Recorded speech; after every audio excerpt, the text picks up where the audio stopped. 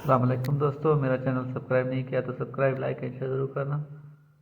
Channel کو subscribe نہیں کیا تو چینل کو سبسکرائب لائک اینڈ شیئر ضرور کرنا۔ ایک بوڑھے آدمی کو اس کی اولاد ہر روز یہ طعنہ دیتی کہ آپ نے ہمارے لیے کیا بنایا ہے۔ ایک بوڑھے آدمی کو اس کی اولاد ہر روز یہ طعنہ دیتی، آپ نے ہمارے لیے کیا بنایا ہے۔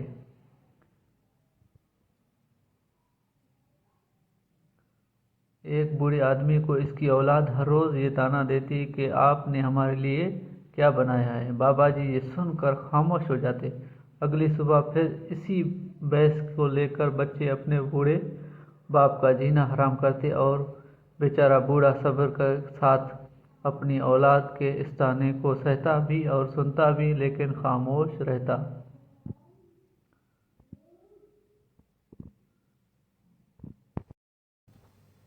جب موت کا وقت قریب آیا اور بوڑھا بستر مرگ پر لیٹ گیا تو جاتے جاتے اپنے بچوں کو ایک کاغذ دے گیا جس پر لکھا تھا، اس گھر کے نیچے میری عمر بھر کی جمع پونجی ہے، بھاری خزانہ ہے، کھود کر نکال لینا۔ چینل کو سبسکرائب لائک اینڈ شیئر ضرور کرنا۔ یہ پڑھنا تھا کہ بچوں کی خوشی کا کوئی ٹھکانہ نہ رہا۔ بڑے احترام سے باپ کی میت کو دفنایا، پھر اگلے ہی دن پورے گھر کو ملبے کے ڈھیر میں تبدیل کر دیا اور کھدائی شروع کر دی۔ کھدائی کرتے ان کی نظر ایک چھوٹے سے صندوق پر پڑی، جسے کھولا گیا تو اس میں ایک پرچی پڑی تھی جس پر لکھا تھا، اگر تم سب اتنے ہی مرد ہو تو اسی گھر کو دوبارہ بناؤ جیسے میں نے اپنا خون پسینہ بہا کر تعمیر کیا تھا، تمہارے سوال کا جواب بھی مل جائے گا۔ بچے رہی سہی چھت بھی گنوا بیٹھے۔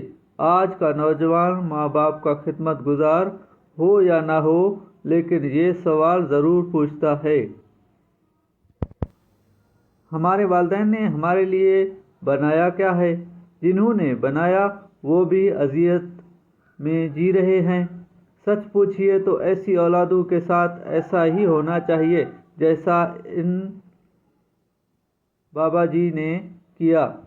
Please subscribe my YouTube channel Ahmed Raza intelligent. دوستو میرے یوٹیوب چینل کو سبسکرائب لائک اور شیئر ضرور کرنا۔ اگر یہ آپ کو سبق و موز کہانی آپ کو پسند آئی ہو تو یہ صرف حقیقت ہے، اس میں کہانی نہیں ہے بالکل۔